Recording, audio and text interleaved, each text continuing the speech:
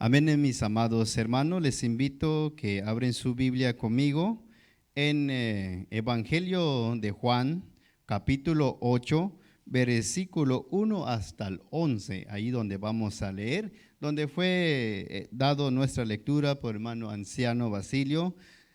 Evangelio de Juan, capítulo 8, versículo 1 al 11. Cuando tenga, hermanos, digan un amén. Evangelio de Juan, capítulo 8, versículo 1 al 11. Leemos todos juntos, mis amados hermanos. Y Jesús se fue al monte de los olivos. Por la mañana volvió al templo y todo el pueblo vino a él. Y sentando él, les enseñaba. Entonces los escribas y los fariseos trajeron una mujer sorprendida en adulterio. Y poniéndola en medio, le dijeron: Maestro, esta mujer ha sido sorprendida en el acto mismo de adulterio. Y en la ley nos mandó Moisés apedrear a tales mujeres. Tú pues, ¿qué dices? Mas estos decían tentándole para poder acusarle, pero Jesús, inclinando hacia el suelo, escribía en tierra con el dedo. Y como insistieran en preguntarle, se enderezó y les dijo: el que de vosotros estén sin pecado, sea el primero en arrojar la piedra contra ella. Y inclinándose de nuevo hacia el suelo, siguió escribiendo en tierra. Pero ellos, al oír esto, acusado por su conciencia, salían uno a uno, comenzando desde el más viejo hasta los postreros, y quedó solo Jesús y la mujer que estaba en medio. Enderezándose Jesús y no viendo a nadie sino a la mujer, le dijo: Mujer, ¿dónde están los que te acusaban? ¿Ninguno te condenó? Ella dijo: Ninguno, Señor. Entonces Jesús le dijo: ni yo tampoco te condeno, vete y no peques más. Amén. Palabra de Dios, tomen su asiento, mis amados hermanos. Vamos a meditar sobre la palabra de Dios y desarrollando nuestro tema, perdonando a los acusadores. Ustedes y yo sabemos que los acusadores manejan trampas. Los cazadores usan trampas, los pescadores usan carnadas también. También sabemos que el enemigo pone en carnada y trampa, hermanos. Y también nosotros nos ponemos trampa a nosotros mismos y caemos en ella. A veces nos acercamos mucho a la tentación. Cuando usted, es una pregunta, cuando usted ha caído en una trampa, ¿a quién desea usted encontrar? Es una pregunta. ¿A un acusador o a un Dios amoroso? El apóstol Juan nos quiere hablar sobre qué hacer en frente de las trampas. Nuestro tema es perdonando a los acusadores. El pasaje que hemos leído nos narra toda la historia de la trampa que los fariseos extendieron en ese momento. Vamos en el punto número 1, según Juan. La trampa sucedió durante el ministerio de Jesús. El versículo 53 del capítulo 7 están relacionados con el versículo 1 del capítulo 8. El versículo 53 dice que a cada uno se fue a su casa, y el versículo 1 dice: y Jesús se fue al monte de los olivos. La pregunta aquí, mis amados hermanos, ¿por qué el Señor se fue al monte de los olivos? Probablemente a orar o porque no tiene casa en Jerusalén. Ciertamente el Señor mismo dijo en su palabra: las zorras tienen guaridas y las aves del cielo nidos, mas el Hijo del Hombre no tiene dónde costarse su cabeza. Mateo 8:20. Seguimos preguntando aquí, es esto: ¿por qué razón cada uno se fueron a su casa? ¿Por qué? Esa es una duda, es un misterio que hay allí. ¿Por qué ellos se fueron a su casa y Jesús al monte de los olivos? Porque la fiesta del tabernáculo se ha terminado. Quizás ustedes me preguntarán: ¿cómo sabes, hermano Tomás, si la fiesta, si es la culminación de una fiesta? Bueno, el mismo Juan nos da una pista acerca de la fiesta. No les voy a llevar allí, pero Juan 7, versículo 2. Estaba la fiesta de los judíos, estaba cerca la fiesta de los judíos de la de los tabernáculos. Y el versículo 14 dice: mas a la mitad de la fiesta subió Jesús al templo y enseñaba. O sea, él ha estado enseñando también durante la fiesta, pero cuando terminó la fiesta, cada quien se fue a su casa, el Señor Jesús se fue para el monte de los olivos. Pero por la mañana a la madrugada, en el otro día, Jesús volvió al templo a enseñar, según el versículo 2 que hemos leído. Ustedes quizás preguntarán también: ¿por qué Jesús regresa por la mañana al templo a enseñar? La respuesta de la pregunta lo encontramos en Lucas 21:37. Dice: de día enseñaba y de noche se iba al monte de los olivos. Si ustedes traen apuntes, pueden anotar ahí, hermano, porque este bosquejo lo tengo. Ese es grande, hermano.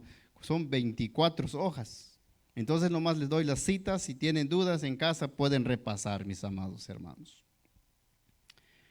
¿Y por qué Jesús enseñaba de día y de noche iba también al monte de los olivos? Jesús es su estado de vida así. Es como dijeran: ¿por qué los miembros de la iglesia bíblica Jesús Salva en la madrugada cada domingo van al templo? Porque el ámbito de vida del creyente miembro de Jesús Salva es a la oración, porque sin la oración no podemos vivir espiritualmente. Físicamente, pues comiendo, pues hay más vida, pero espiritualmente sin oración no podemos vivir. Eso es lo que está pasando aquí con Jesús. Entonces, cuando regresó al templo a la madrugada, la multitud se vino a Jesús, según el versículo 2 dice: y todo el pueblo vino a él, y sentando él les enseñaba. Mientras Jesús enseñaba a la multitud, llega la hora y el momento de la trampa, mis amados hermanos. Punto número 2. La trampa usa a la mujer como carnada. Leemos, hermanos, en nuestro texto que hemos leído en el capítulo 3 al 5. Dice así, todos hermanos: entonces los escribas y los fariseos le trajeron una mujer sorprendida en adulterio y poniéndola en medio, y le dijeron: maestro, esta mujer ha sido sorprendida en el acto mismo de adulterio. 5. Y en la ley nos mandó Moisés a apedrear a tales mujeres. Tú pues, ¿qué dices? Esa es la trampa. Los escribas creen tener la carnada perfecta. Según el versículo 3. Para comprender, hermanos, vamos a abrir un paréntesis. No está dentro de nuestro tema, pero un paréntesis. Vamos a abrir un paréntesis, ir a la historia bíblica para saber quiénes son estos escribas. Creo que ustedes tienen deseo de saber quiénes son estos escribas. Son un grupo de hombres que se dedicaba a copiar o transcribir texto a mano sobre pieles o sobre el pergamino hecho con la madera. Eso eran los escribas. Los fariseos eran un partido político, era una secta judía que surgió en el año 150 antes de Cristo, que promovía la idea de la pureza sacerdotal y promovía la idea de la resurrección de las almas de los muertos. Enseñaba más allá de los mandamientos de la ley escrita. También decían ellos que Moisés les había trasladado la ley oral. Eran una secta, mis amados hermanos, los escribas y fariseos. No estaban apegados a la ley. Pablo era uno de los fariseos, hermanos. No todos los escribas eran fariseos, pero sí la mayoría de los fariseos eran escribas. Porque los escribas no les gustaban, los fariseos no les gustaban que alguien más transcribían lo que decían, sino ellos mismos aprendieron a transcribir lo que decían. Por eso eran los escribas y fariseos. Ahora sí ya entendemos, ya sabemos quiénes son los que llegaron allí. Seguimos con nuestro tema en el versículo 3. Los escribas y fariseos anhelaban provocar a Jesús que caiga en la trampa. ¿Cuál fue la trampa de ellos? Según el versículo 3, trajeron una mujer sorprendida en adulterio y poniéndola en medio. Jesús estaba enseñando en el templo en medio de la multitud cuando llegó un grupo de hombres con una mujer arrastrando, quizás sorprendido en adulterio, poniéndola en medio, probablemente enfrente de Jesús donde estaba enseñando. Y ellos dijeron a Jesús: Maestro, en el versículo 4, Maestro, esta mujer ha sido sorprendida en el acto mismo adulterio. En el 5, y en la ley nos mandó Moisés apedrearla a tales mujeres. Tú pues, ¿qué dices? Siguen ellos con su pregunta allí. Aquí hay un error de los fariseos, si ustedes notan allí. Al leer este texto, pasarlo un vistazo, si no se ve, no se nota, pero al enfocar en eso se nota cuál es el error que metieron ellos. Ellos cometieron error, es esta. ¿Por qué no trajeron el hombre también? Porque trajeron solamente la mujer. Si la mujer fue sorprendida en adulterio, ha de ser con un hombre. Pero en este caso solo la mujer, y el hombre ¿dónde está? ¿Por qué no trajeron el hombre? ¿Con quién la mujer cometía el acto? Bueno, la trampa nos queda bien claro aquí que sí realmente es una trampa fabricada. Porque si hubiera sido realmente sorprendida, pues los hombres tienen que ir también, pero aquí no hay. Bueno, la Biblia también no lo dice. Pero Jesús fue muy experto, hermanos, no solo en teología espiritual, sino también en las comunicaciones. Jesucristo luego detectó qué es lo que está pasando en ese momento. Hermanos, si nos ponemos a pensar qué hace la multitud en ese momento, pues todos puestos sus ojos en Jesús para ver qué decisiones tomaba. Vamos a abrir otro paréntesis, hermanos, explicando un ejemplo. Si entrara alguien aquí en este momento con una persona sorprendido y diciendo: Tomás, la iglesia centroamericana de tales personas deben ser disciplinados. ¿Y tú pues qué dices? Me imagino que ustedes no van a quedar viendo al que entró, sino que van a quedar viendo a mí. ¿Qué reacción debo hacer allí? Ese es el problema donde estaba Jesús en este momento. Cuando llegaron ellos, toda la multitud se quedaron viendo a Jesús. ¿Qué va a hacer Jesús? Cuando ellos dijeron esa pregunta, ¿tú pues qué dices? Porque la ley que nos mandó Moisés, tales mujeres merece ser apedreado y muerte. Los fariseos tenían la esperanza de que Jesús aplicara la justicia o la misericordia. Hay dos puntos de vista que están en juego. Aquí vamos a entrar en más detalles. Las intenciones de los fariseos es encontrar cómo acusar a Jesús para capturarlo, matarle. Esa es la intención de ellos. Según el versículo 7 del Juan 1, según Juan 7:1 dice: después de estas cosas andaba Jesús en Galilea, pues no quería andar en Judea, porque los judíos procuraban matarle. ¿Ven? O sea, la trampa no es porque quieren hacer, sino que quieren capturarlo. ¿Por qué Jesús será capturado por ellos? Bueno, Jesús es una amenaza para la religión de ellos.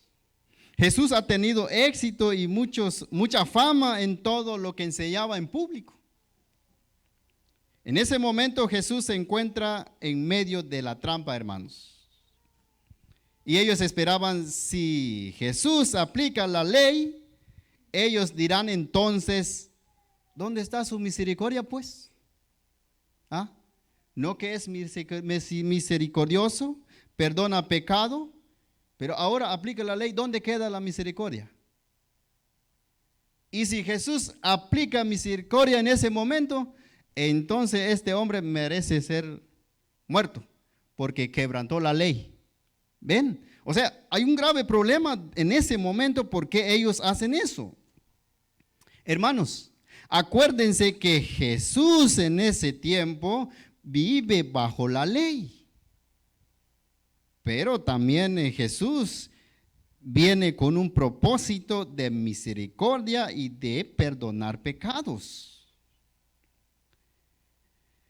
Donde terminó la ley es cuando Jesús ascendió al cielo, entonces comenzó la gracia. Por eso ustedes y yo vivimos bajo las gracias hoy en tiempo.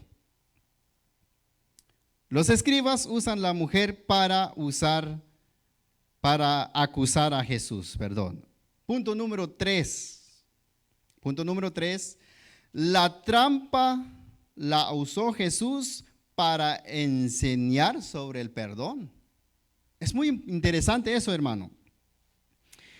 Jesús sabe que buscan tentarle y acusarle, el versículo 6.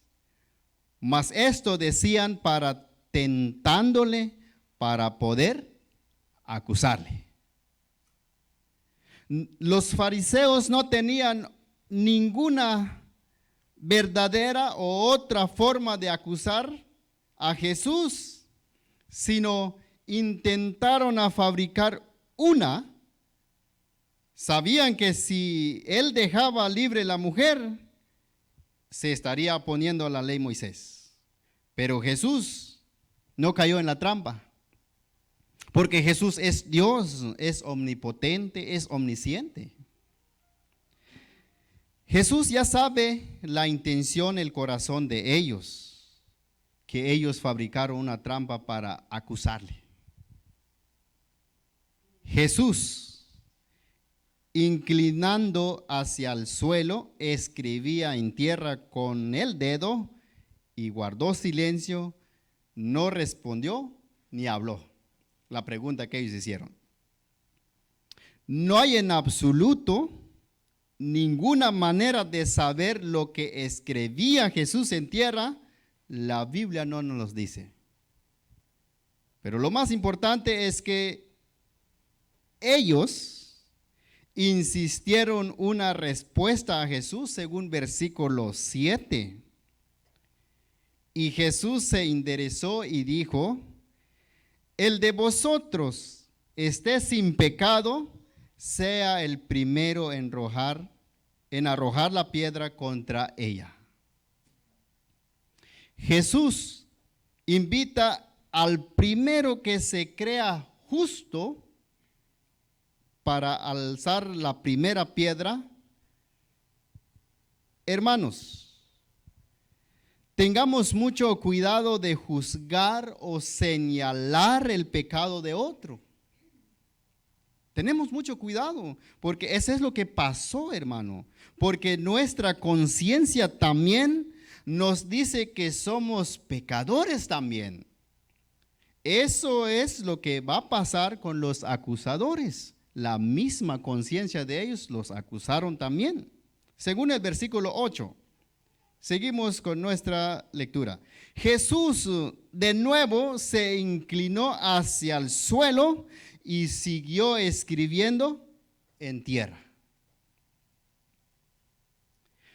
Pero Jesús ahuyenta a los acusadores con su escritura en la tierra. Pero ellos, al oír esto, acusado por su conciencia, y salían uno a uno, desde lo más viejo hasta lo más postrero. La palabra postrero quiere decir hasta los más jóvenes. ¿Sé lo que dice aquí? Hermanos, ¿se dan cuenta qué pasó con ellos? Uno por uno salieron en medio de la multitud donde estaba enseñando Jesús, y quedó solo Jesús y la mujer. Todos los que habían acusado a la mujer se han ido. Se sintieron acusados por su conciencia. La conciencia escudriñó el corazón de ellos. No fue necesario que Jesús dijera: bueno, ustedes también son pecadores, ¿por qué vienen aquí? No. La misma conciencia de ellos escudriñó el corazón de ellos, se sintieron culpables y también ellos reconocieron que son pecadores y adúlteros también. Jesús enseña a la mujer sobre el perdón, porque nadie lo acusa, el versículo 10 al 11. Versículo por versículo estamos yendo y vamos dando cuenta qué está pasando en el evento. El versículo 10. Enderezándose Jesús y no vio a nadie sino a la mujer. O sea, Jesús no estaba viendo o poniendo atención cuando ellos comenzaron a irse o salirse de allí. Jesús no, sino que Jesús estaba inclinado hacia el suelo y escribiendo. Y cuando Jesús se incorporó y le dijo a la mujer, con dos preguntas, en el versículo 10 dice: ¿dónde están los que te acusaban? Y la otra pregunta: ¿ninguno de ellos te condenó? En el 11 la mujer respondiendo dijo: ninguno, Señor, ninguno.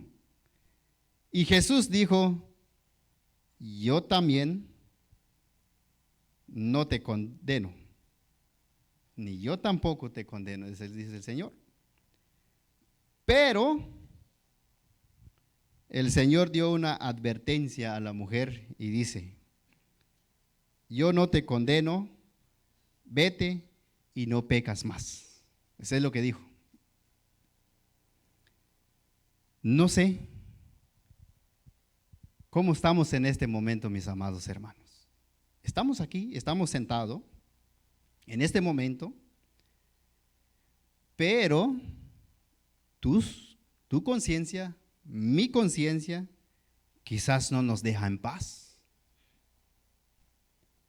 Quizás hemos hecho un error, hemos cometido pecados, aunque encubiertos encontramos enfrente de los más hermanos, pero nuestra conciencia no nos deja en paz.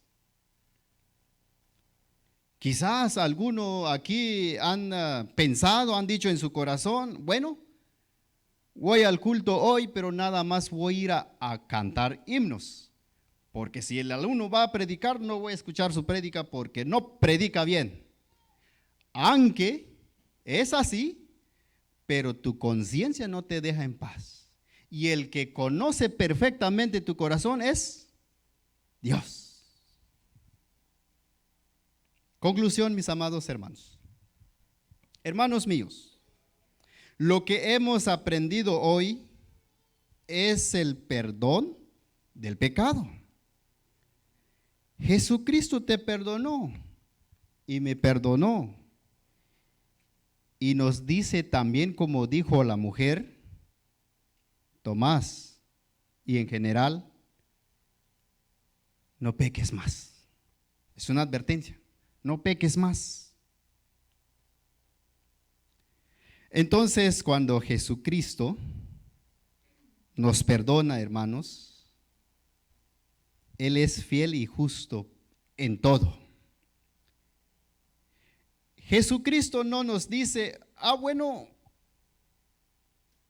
ve y peca lo menos que sea posible. No, Él nunca aprueba. Jesucristo es Dios, su norma es la perfección absoluta. No puede aprobar el pecado en ningún grado, sea pecado leve o grave, todo es pecado. Y por ello pone delante de ella la norma perfecta del mismo Dios. A veces la tentación que enfrentamos es una trampa o carnada del enemigo, pone a nosotros para caer en ella. Cuando nos enfrentamos con diferentes situaciones de la vida o problemas, situaciones, corremos rápidamente en hacer muchas cosas para solucionar el problema,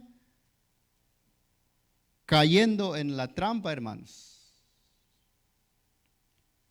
Por un problema pequeño o grande, terminamos a parar ante la ley. ¿No sería mejor meditar bien en resolver las cosas? Porque esto es lo que vivió Jesús en aquel tiempo. Jesús tenía la ley en la mano. Él podía aplicar la ley en ese momento, pero no se puede. No se puede aplicar la ley. Porque si él aplicaría la ley, entonces ¿dónde quedaría su misericordia? Y es lo más importante en la vida. Nosotros también tenemos opción a acudir a la ley o practicar la misericordia. Tenemos esa opción. Si nosotros no aprendemos del maestro, podemos olvidar de la misericordia y acudir a la ley, pero no se puede. La palabra de Dios nos anima, mis amados hermanos, soportándoos unos a otros y perdonaos unos a otros, si alguno tuviere queja contra otro, de la manera que Cristo os perdonó, así también hacedlo vosotros. Colosenses 3:13.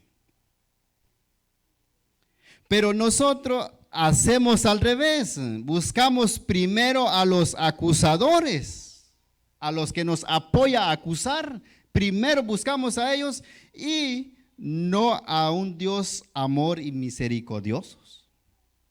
Dejando Dios a un lado, pensando que el hombre en la tierra tiene más autoridad que Dios, pero no es así. Dios es el máximo autoridad y Dios es el que dejó la ley en este mundo. Pero Jesucristo es un experto y un excelente maestro, mis amados hermanos, no solo en teología espiritual, sino también en la comunicación. ¿Y cuál fue la comunicación? Él guardó silencio en momento del problema. Y en la misma pregunta de los escribas y fariseos, Jesús retomó la pregunta y le preguntó a ellos. ¿Se acuerdan cuál fue la pregunta que hizo Jesús a ellos? ¿Se acuerdan? Si alguno de ustedes nunca ha pecado, pues que tire la primera piedra. Eso es lo que dijo Jesús. Y ellos mismos se dieron la misma respuesta y se fueron acusados. Es un gran ejemplo, hermano. Si alguien nos llega a acusar en vez de enfrentarlo, ¿qué hizo el maestro? Guardar silencio. Meditar y estudiar lo que estaba acusando y retomar una respuesta como hizo Jesús. Hermanos, muchas de las veces cuando nos acusan, ¿qué hacemos? Cuando nos preguntan, hermano o hermana, ¿es cierto que has hecho esto? No, es que el hermano, la hermana, que esto, que el otro. Cállate. Mejor guarde silencio. Donde hay mucha palabrería, pecas. La palabra de Dios también nos ayuda a entender en ese lado. Pero si usas muchas palabrerías y esas palabrerías nadie lo puede frenar, hasta en los codos salen muchas palabras y abundancia de palabras, pero en medio de esas palabras pecamos. La palabra de Dios nos enseña que por mucha palabrería cometes pecados. El que guarda silencio es sabio. Hermanos míos, debemos seguir el ejemplo, el buen maestro que es Jesús, guardar silencio y con poca palabra encuentras la respuesta a la persona que te acuse. No enfrentarlos. Y no es necesario que haces o hacemos un gran alboroto, un gran problema. No es necesario. Aprende a escuchar y usar pocas palabras sabias y ya. Cada uno de nosotros, ustedes y yo, somos responsables de cuidar el testimonio de Cristo y el Evangelio. Tú y yo, como cristianos, debemos dar nuestra vida por los hermanos. Y no lo digo yo, y así dice la palabra de Dios. En esto hemos conocido el amor en que Él puso su vida por nosotros. También vosotros debemos poner nuestra vida por los hermanos. Primera de Juan 4:16.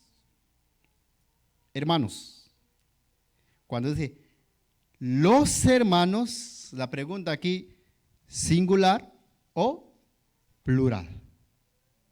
Plural. Sabemos que es plural.